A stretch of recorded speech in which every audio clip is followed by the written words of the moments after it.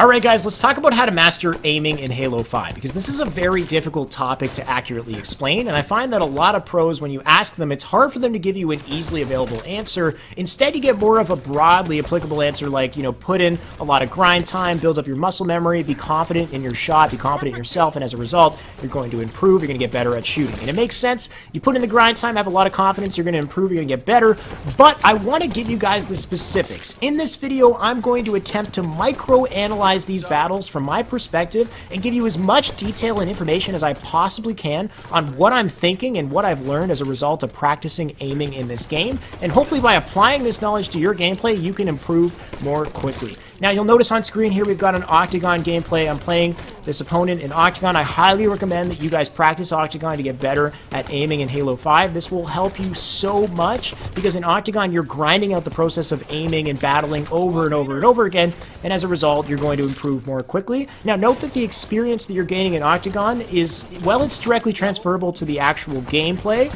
It's not going to help you in every area of aiming, because aiming in Halo also has to do with your reticle positioning, your decision making, your awareness, so a lot of different things are going into aiming, but this will help you so much with the 1v1. It'll help you build your confidence in shooting in a general sense so that you'll start landing shots you were never hitting before because you've spent this time practicing. So actually spend time in Octagon, guys. It's so easy to do nowadays because of the custom browser. You can start up your own Octagon, you can put it out in the custom browser and somebody will randomly join. You don't even need to have a friend for this. You just put it on the custom browser, play some Octagon, somebody will join in.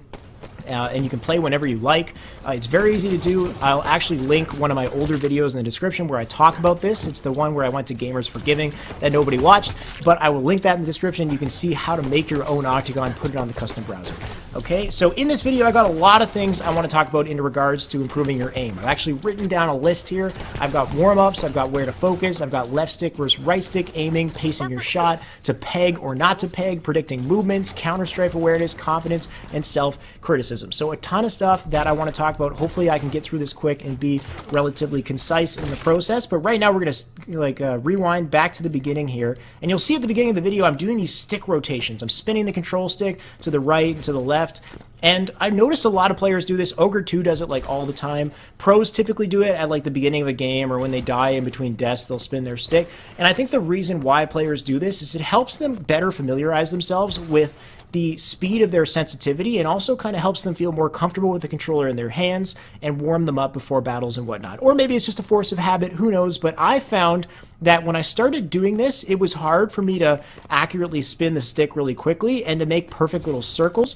But as I practiced over time, I would get faster at it, and I would get better, and as a result, it felt like the controller was more comfortable in my hands. It felt like the right stick was more comfortable under my right thumb, and I could make quick adjustments and movements more effectively as a result. So I don't know if it's a game changer, if it actually really changes much, but it might be like the Mr. Miyagi principle where, wax on, wax off. You do something that seems unrelated, but then all of a sudden, you realize it's helping you get more comfortable, and, you're building up your skills in the process. But let's get into the actual battle, though, because one of the biggest questions that people ask about battles in this game that I find online is where to focus in a battle. Where to focus. I want to pause it on like a decent moment. Let's go. It's so hard to pause accurately on this thing. Right. That's fine. Let's do that. So where to focus? Because there's two primary areas of focus when you're shooting. There's the opposing enemy that you're looking at, and there's also your reticle, right? Now, the biggest thing I would say is both of these areas, you got to pay attention to both of them, but there's a greater weight on one more than the other. I think 80 to 90% of your focus should be on the opposing player that you're looking at, the opposing player that you're shooting at. You should laser focus in on that player. You should even take the time to specifically focus with your eyeballs on where you want to shoot at that opponent. So let's say he's got full shields. Take the time to focus on his torso, right below his neck, in the largest part of his body, the easiest area to land shots, and laser focus in on that. So 80 to 90% of your focus in on that torso. The other 10 to 20% of your focus, I think, should be on recognizing where your reticle is relative to where your opponent is, and actually taking the time to think about what type of stick movements you would have to do to connect those two dots together in between shots, basically. So 80 to 90% of your focus on the opposing player, taking the time to specifically identify the area that you want to shoot, and then 10 to 20% of your focus is you recognizing where your reticle is relative to where your opponent is, and thinking about what types of movements you would have to do to connect those two dots together as quickly as possible. Okay, so that's where you want to be focusing. Now, in battles in this game, shooting is a combination of left stick and right stick movements. Okay, a lot of new players, when they play this game, they're right stick dominant. They're using their right stick to follow the opponent as much as possible. Like, they'll see he goes to the left, and then they move their right stick to the left, and he goes to the right, and they're moving to the right, or they go up, and they're kind of like swinging their right stick around, and it's never really getting reset to neutral. They're always using the right stick. This is very wrong. You want, in this game, you want to use your left stick and your right stick. Your left stick is so important in helping you aim that I personally think your left stick leads in every single battle. You're leading with the left stick, you're following with the right stick, okay? So your left stick is a positioning tool. It's a valuable positioning tool. You can use it to strafe and to follow your opponent's strafe and to help keep your reticle as close as possible to the opposing enemy. Your right stick is a follow-up tool. You use your right stick to make quick, fine-tuning adjustments at the last available second in your window of reaction to land that shot perfectly and nail the opponent. So your left stick, you're using it to accurately position yourself. Your right stick is following up. You're making these quick, deliberate, specific movements with the right stick at the last available second. That means that when you're using your right stick, instead of following the opponent with your right stick, it's like you're doing quick little jabs. Every single attack, every single shot that you're making is a little attack.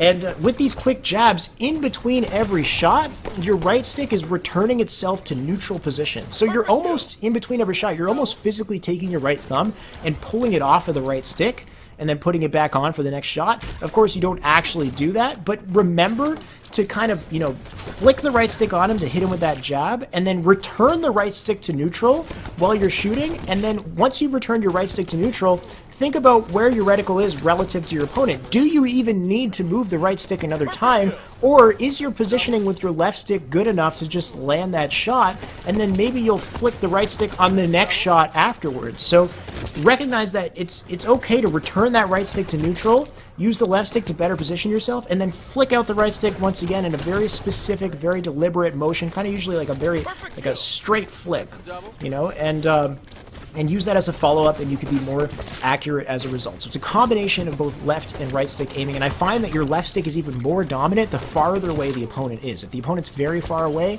you're using mostly left stick to dictate those movements and to better position yourself. And this is also combined and also furthered by pacing your shot. You got to take your time with your shots in this game. And that's because, you know, in between every shot, like I said, it's a little jab. You're taking your time. You're thinking about where your reticle is relative to the opponent. That means that you need to slow down sometimes and pace yourself. So right here, I've got an example of a 5 that I get on this opponent. It'll be right here, where I'm going to shoot 5 shots, and I'm not shooting at the max speed of my gun, because all guns, they have a max speed. You don't want to just spam out the shot. Every single shot is specifically timed at your own comfortable reactionary window. You got to take your time with these shots in certain scenarios, pace yourself, so you can be more accurate. Watch this. 1, 2, 3, 4, 5. So there's like, I'm not shooting perfectly on like the perfect, you know, max speed of the gun. Instead, it's 1, 2, 3, 4, 5. I'm following the opponent. I'm taking my time to deliberately land those shots, recognizing where my reticle is relative to where he's moving, and following up with very quick, deliberate movements. You'll see it one more time. You'll even notice towards the end of the battle here, right, 1, 2, there, after I hit him with that third flick, look where my reticle lands. It lands right in his torso there, so it's already on his body. The only thing I need to be thinking in my mind, so in between those last 2 shots, I have to take that split second to make a decision to say, okay, if I want to get the headshot now, I need to flick upwards really quickly, and you'll see 4, 5, upward flick, right? So you kind of like land in and do that slight fine-tuning adjustment to land on the head. So in between every single one of those shots, I'm kind of like waiting for a split second, letting the right stick return to neutral, pacing myself, and that allows me to be more accurate. So left stick, right stick, combine them together, but also pace yourself on your shots. Even in a general battle, there's two like I guess components to a battle, in a sense that, you know, your opponent at first, your first objective at least is to get rid of his shields. He has shields, right? So the first objective is to remove the shields. The second objective in a battle is to get the headshot. So knowing that, typically it's easier to hit the first 4 shots because you're focusing on the largest part of the body, the torso. You can shoot it more quickly, but also consistent with pacing yourself is remember that when you get down to that last shot, the headshot, you need to take your time, pace yourself, shift your focus from the torso to his head, laser focus on his head, and take that time to recognize what type of movement you would have to do to connect to his head. I'm going to also switch out to a different Octagon. Shoutouts to My Hero Academia, by the way, guys, that you can see in the background. A big anime fan, but I'll get into that another time. Anyway, AHP Octagon is a great opportunity for you to also practice left stick aiming, because the distance that the opponent's much farther away in this situation, meaning your left stick can dominate a lot more so. The movements that you're making on your right stick here are even finer, even tinier little adjustments the farther the opponent is away, because if you move that right stick slightly too much, you're going to overextend. Now, I'm sure you guys have heard the term pegging before, pegging your controller. If you peg in this game, it's when you take the control stick and you hit it against the outer ring of the control stick, so it's hitting the controller. Pegging makes it harder for you to aim because you overshoot your aimer, you miss your shot as a result. So in this game, especially at a far distance like this, most of the time you want to be using your left stick to position yourself, and you're making a tiny little adjustment where your right stick is not even hitting the edge of the controller. It's going like halfway, let's say, like a little tiny flick just to land those shots right there. A lot of that was like little tiny flicks. I'm barely moving that right stick, and I'm using the left stick to follow his strafe. There's actually one part farther up here where I use mostly left stick. We'll see right here. That's like all left stick right there. I'm just using my left stick to follow where he's moving and not even really bothering to position my right stick a second time until the very end right there. The very end, I flick the right stick out. But I recognize that, like, obviously this guy's not the greatest player, but it's a good way to showcase it at least anyway. But I recognize that he doesn't see me, so I can move over into his, like, I can just strafe into him and just let the left stick do all the work in that situation, and recognize that, you know, he strafed out in the last second, so just a quick right stick adjustment to land that shot. So left stick is super huge. Even right there, I'm taking advantage of, like, the bullet magnetism in the game, basically. You can follow with the left stick, and bullet magnetism is, you can see, like, I'm barely connecting with those shots, but it's still working because right there, within a certain proximity of the opponent, right on the edge of that inner circle, you can connect those shots more effectively, basically. So I'm following him on the edge of the circle and recognizing now that the reticle is this far away from the opponent, I'm going to have to make an adjustment on the right stick at this point to follow him, and I die there anyway. But that's an important thing to consider. Also, something that is super huge in aiming is where you should have your focus on that reticle, by the way. You should be looking at thinking about the inside circle in the reticle, especially from a distance like this.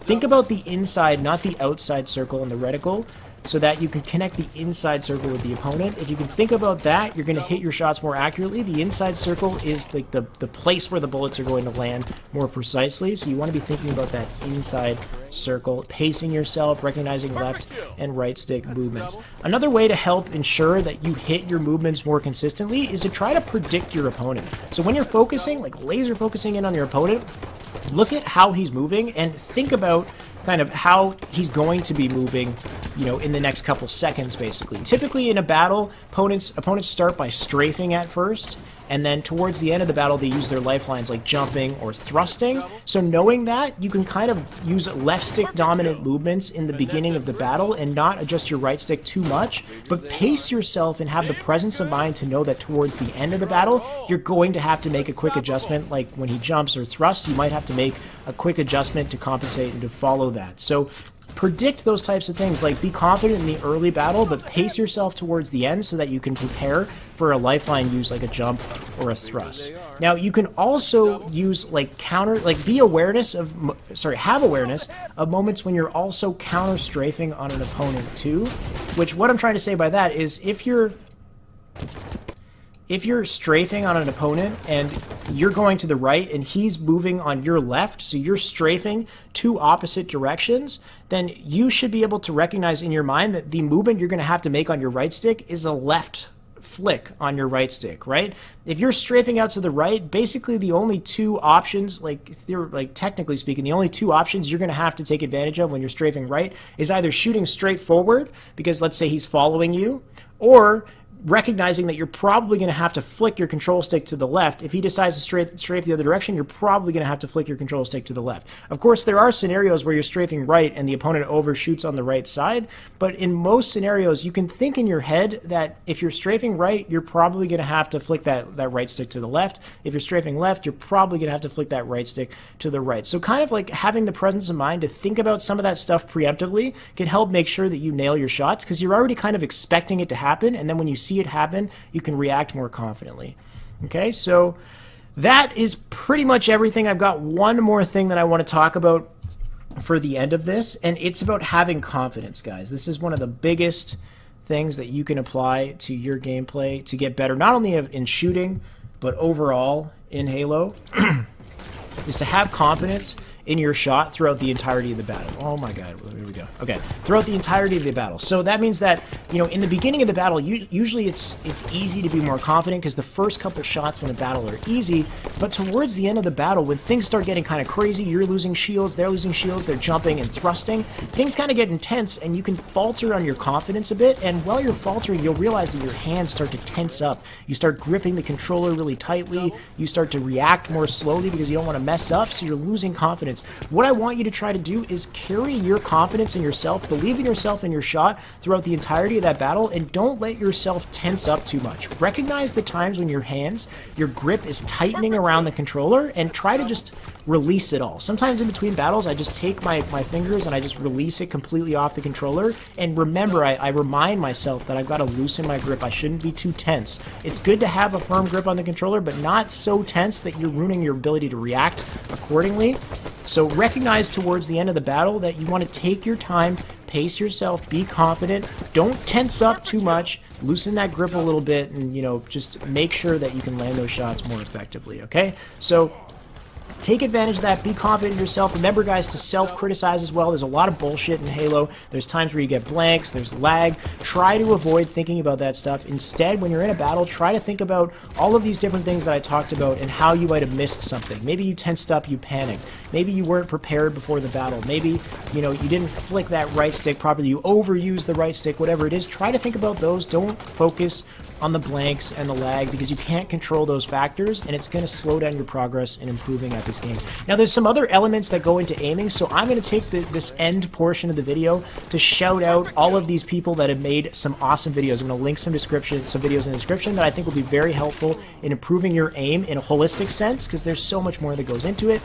One of the biggest ones you got to check out is Snakebite's video. I'm going to link that in the description. He talks about reticle positioning, which is huge in preparing yourself for the first couple shots in a battle. That's going to help you get better at shooting in the early stages of battle. So I'm going to link Snakebites. There's also Proximitty. Proximitty has a sick video on recognizing the strafe, so shooting while you're strafing and also using your thrust and shooting while you're thrusting, so that's important to also think about. Also, shoutouts to Dar, who is a YouTuber and frequently comments on my channel.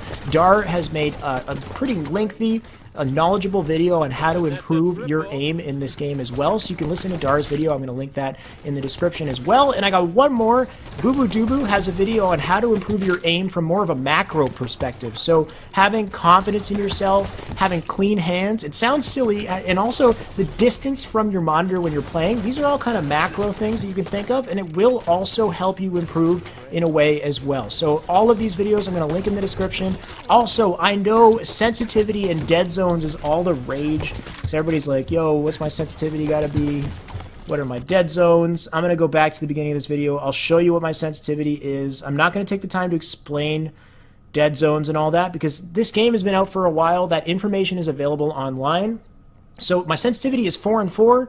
Okay, now your sensitivity settings, typically most pros have a lower end sensitivity, so I'd say between like 3 and 5 sensitivity. Some players like Shotzi even have 1 sensitivity, but he has 5 acceleration, so it speeds up really fast. Really, you use whatever is comfortable for you. Just note that if you have a really high sensitivity, it's going to be a lot more difficult for you to like nail opponents, especially from far away. You're going to have to take a longer window of reaction to precisely get that shot, so you're making it harder for yourself. I would say if you're a new player, don't put your sensitivity over 5. You shouldn't need to do that. If you find that you can't keep up with a high sensitivity, that means that you're using your right stick too much. You're too right stick dominant. Use your left stick more to better position yourself so you're only making minute flicks on the right stick. That's how the aiming works in this game. You should not need to overcompensate with high sensitivity to try to hit those opponents. You're making it more challenging for yourself. So I would say stick between like 3 and 5 probably. Find what's comfortable for you. There's no set sensitivity that's going to make you a pro. It's whatever's comfortable. Once you set the sensitivity, stick with it as long as possible so you can build up that comfort. Now, Deadzones, I'm going to link in the description exactly what Deadzones do, but ideally you want to have them on 0 and 0. And I'm going to put a link in the description to a very good explanation of what Deadzones do and why they're important, so you can also keep that in mind as well. Okay, that is everything I want to talk about because I have exhausted myself at this point, but hopefully this gives you a broader perspective on how to aim and how to improve your aim in Halo, and you can apply that to your gameplay and get better as a result. Thank you guys once again for listening to the video. Remember to like, comment, and subscribe. You can hit the bell beside the subscribe button. You're going to get all of the information on when my next videos are going to land. And thank you once again for checking it out. I will see you guys around.